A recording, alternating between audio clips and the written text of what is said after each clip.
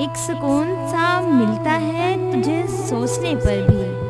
फिर कैसे कहूँ मेरा इश्क बेवजह है।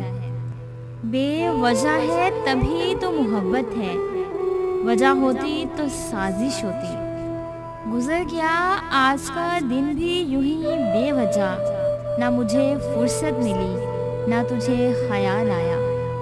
हो सके तो वजह तलाश कर, कोई बेवजह यूं ही नाराज नहीं होता। बेवजह नहीं रोता इश्क में कोई गालिब, जिसे खुद से बढ़कर चाहो वही रुलाता है।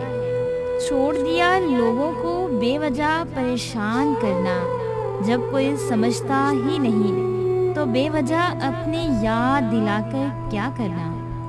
झूठ बेवजह दलील देता है, मगर सच खुद अपना वकील होता है।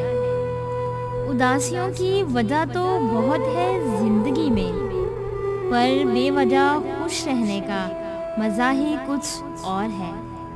वजह सिर्फ नफ़रतों की तलाश की जाती है, मोहब्बत तो बेवजह हो जाती है। लोगों से बेवजह उम्मीद करना छोड़ दो, उम्मीद उनसे होगी और तकलीफ़ आपको होगी। वो नफ़रत की वजह ढूंढती रही और मैं बेवजह मोहब्बत करता रहा।